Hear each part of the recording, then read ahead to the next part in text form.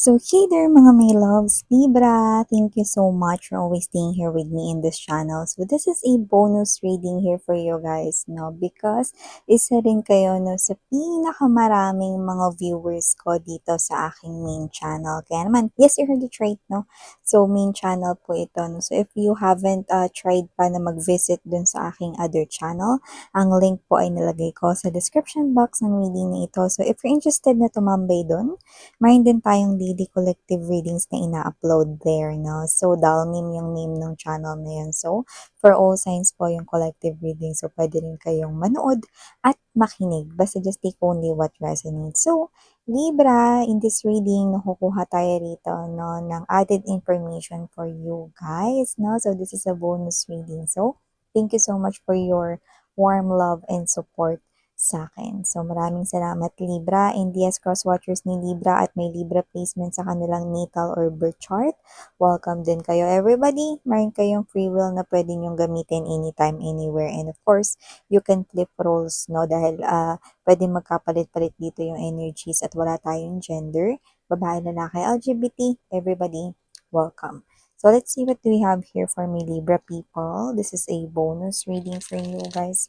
Thank you so much, Archangel Michael, together with the angels and guides. What do we have here for me, Libra people? Added messages for Libra. Can you please show me? Ancestors ni Libra, thank you so much also for guiding them. Thank you. Messages for Libra, please. What does Libra needs to know? Libra.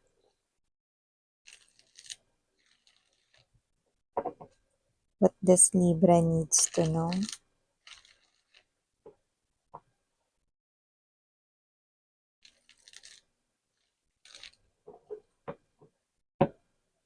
Okay, so Libra, let us see. We have here for Libra, Empress energy. Yeah, this is a shared energy of Taurus and Libra. You could be dealing here with the Taurians, but doesn't have to be.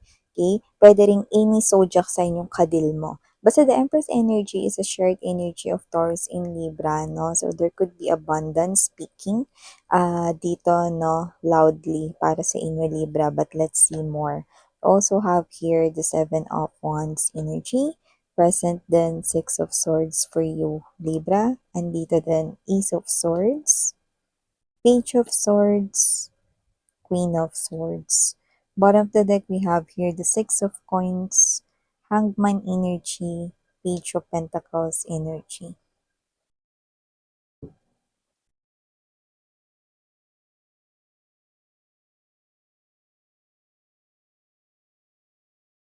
Okay, so Libra, nakita ko dito, no, ng isang klase ng offer na parang na-offer na or pinakita na sa inyo before or noon, pero maaring ito ay posibleng hindi ninyo grinab na opportunity.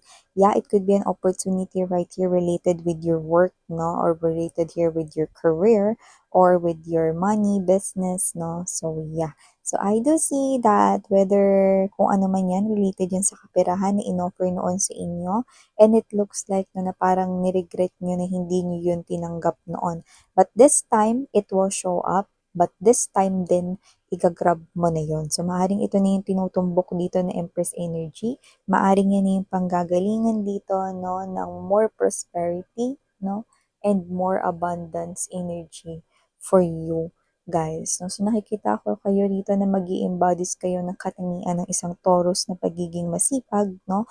Lalo na kapag may kinalaman sa pera. So, nakikita ko kayo rito na magpo-focus na dito, no, sa pag-expand ninyo ng inyong money. So, nakikita ko rito, no, na ibang level yung marireceive mo rito, no, na success when it comes to your money.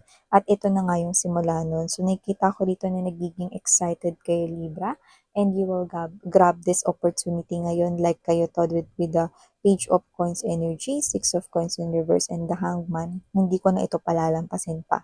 Ngayon, na in-offer at pinakita ulit to sa akin ni Universe, hindi ko hahayaan na mawala ito sa aking kamay ulit ngayon. So, ito na. Kukunin ko na tong opportunity.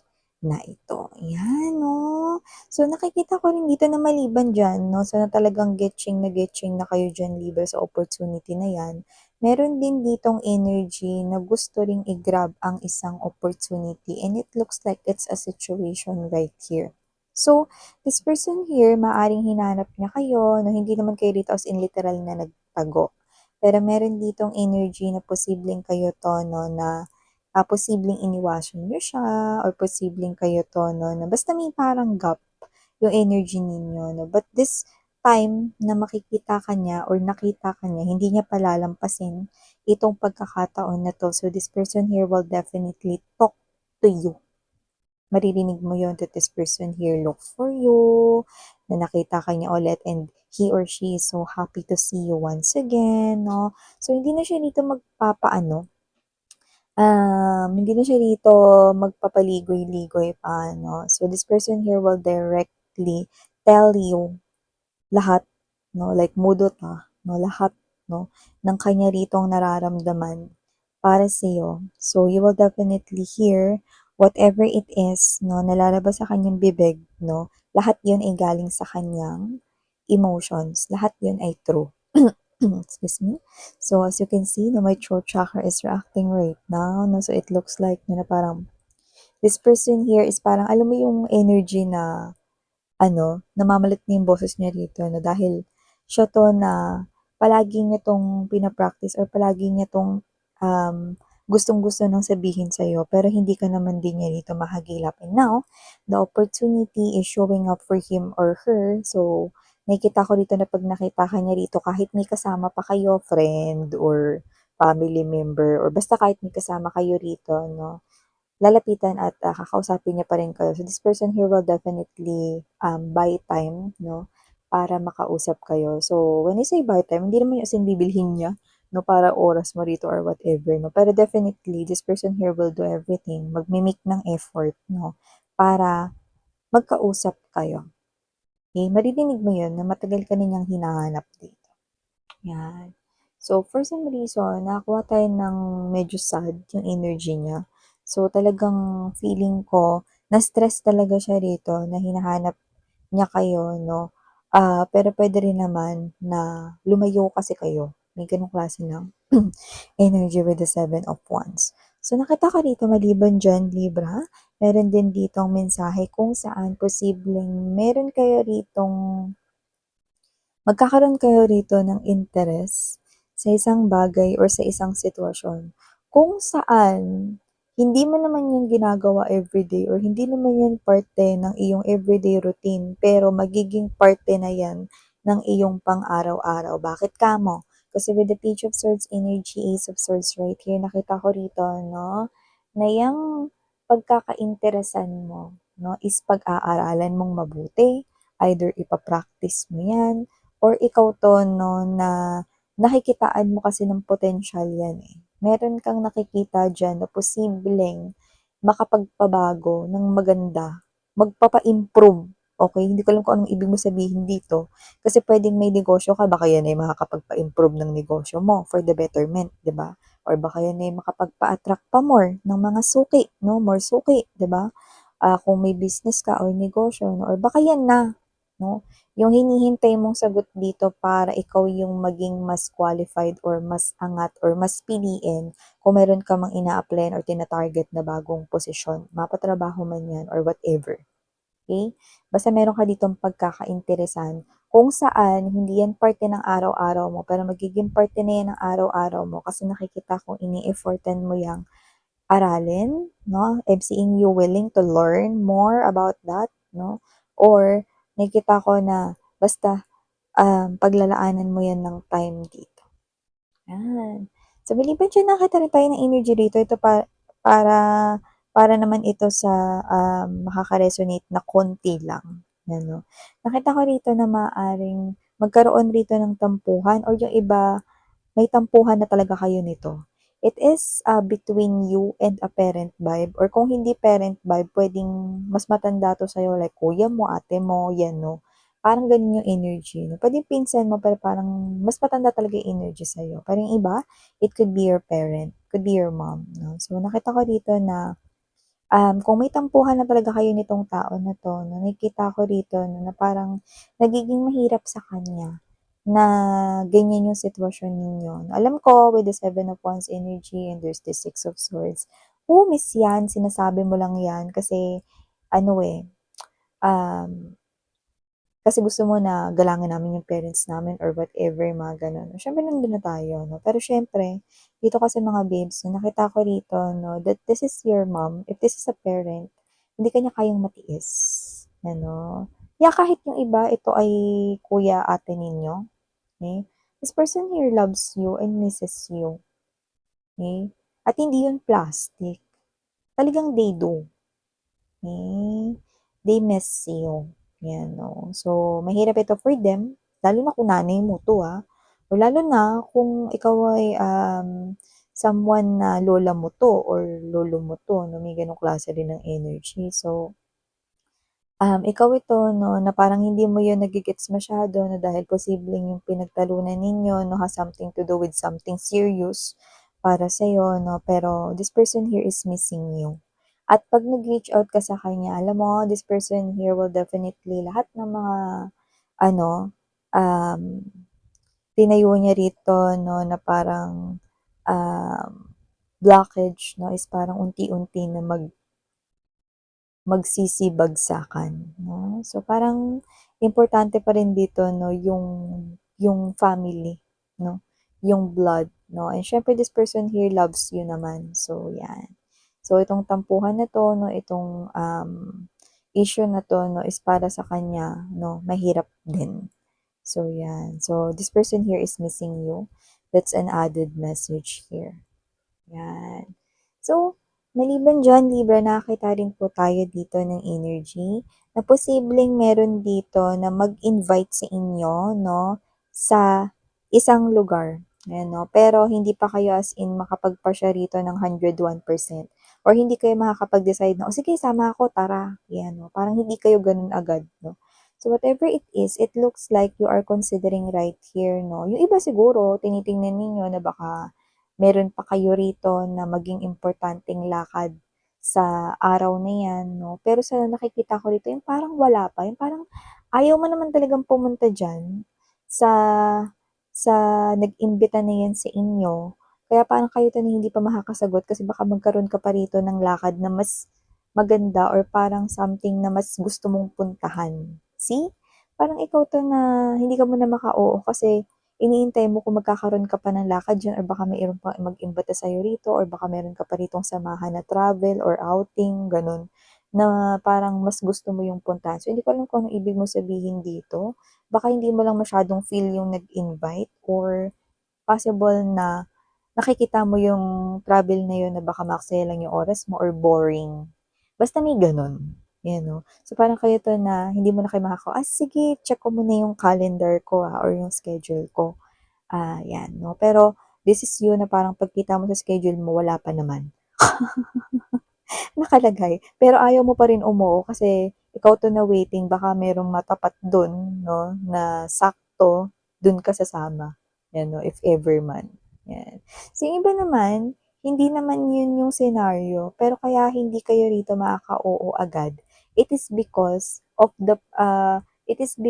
the person na mag-iimbita, 'yan 'no. Kasi parang meron kang sinasabi rito na puwedeng hindi kayo gano'n ka-close or parang feeling mo magiging awkward yung iba 'no, kung sino man yung nag-aya, parang gano'ng klase ng energy. So, parang kung may energy man na rito 'no ng, kilala mo siya, posibleng, yung energy niya binibigay niya sa'yo rito is hindi gano'n ka-komportable. Puwedeng mas marami na kayong pinag-awayan kaysa sa nagkasundo kayo or yung iba puwedeng ex niyo kasi siya. Or minsan na kayong nagkagusto sa kanya or siya yung nagkagusto sa inyo, Libra, 'yan. So, maliban diyan guys, nakakita rin ako dito ng energy 'no, na posibleng dito baka uminit yung ulo mo. Kasi parang ang tagal mong hinintay na magsalita yung person na 'to 'no, ta's yung hinihiling mo lang naman is magsabi siya ng totoo or 'wag na siyang magsinungaling 'no. Pero alam mo yung energy mo yung parang gusto mong magsabi, "For heaven's sake naman," 'yan 'no. Yan 'no, parang may gano'n ka. So, parang dito nakikita ko natataas yung presyon mo, baka magalit ka. Kasi parang ang tagal mo nung kinain na panahon. Tapos ngayon nakausap kita ulit nagsisinungaling ka pa rin, 'yan. So, nakita ko rito na parang maaaring magalit ka kasi yung person na na parang alam mo yung truth, eh. Tapos ito siya lalapit sasabihin niya daw yung truth pero hindi pa rin yun yung totoo. Kaya I'm seeing a lot of clouds right here 'no, hindi pa rin magiging clear ito dahil the same person is still 'no, merong the same na action or gawain at yun ay ang pagsisinungaling. 'Yan 'no. So, hindi talaga maganda yung nagsisinungaling dito and dito may nakikita ako ha, may new love ditong pumapasok for you guys 'no. Pero nakikita ko kayo rito na parang ano, hindi ko alam kung bakit kayo rito parang umiiwas, 'yan 'no. Pero kinikilig naman kayo. Dalawa yung nakuha ko dito, one, okey, parang kayo tinatakot kayo ma-inlove sa kanya kasi baka hindi niya kayo i-catch 'no, when you fall for him or her. Or second 'no, this is you na possible na very intimidating yung energy niya na hindi mo alam kung kaya mo bang i-handle ito, 'yan 'no, pero may kilig factor, mm. Alam mo yung energy na nahihiya, may kilig factor ta's gusto niyong tumakbo, gano'n klase ng energy. There's new love, heading towards your way, Libra. So, para naman sa mga may mag-jowa diyan, nakita rin tayo dito ng energy na posibleng meron kayong hilingin sa inyong partner or meron siya ditong hilingin sa inyo na puwedeng mag-cause ng inyo ritong tampuhan. Maliit na tampuhan lang naman. So, maaaring meron siya ditong hingin pero hindi mo pagbigyan or meron kang hilingin sa kanya na hindi niya pagbibigyan, okey? Pero kahit marinig mo na yung reason 'no, at maganda naman yun parang para sa'yo, basta dun sa side ng hindi pagbibigyan, parang ano, parang minsan lang naman, parang may ganun 'no. Pero huwag kayong mag-alala hindi naman yan magko-cause ng hiwalayan dito pero basta may maliit lang naman 'no, mini lang naman 'no, pitit lang naman 'no, na tampuhan. So, magkakaayos din kayo, okey? So, eto mga sign nakuha natin para sa inyong bonus reading, Libra. Muli maraming salamat 'no, 정말 감사합니다 everyone. Libra people, I love you guys. Thank you and 사랑해요. Again, I'm Yan. Love and light. 안녕.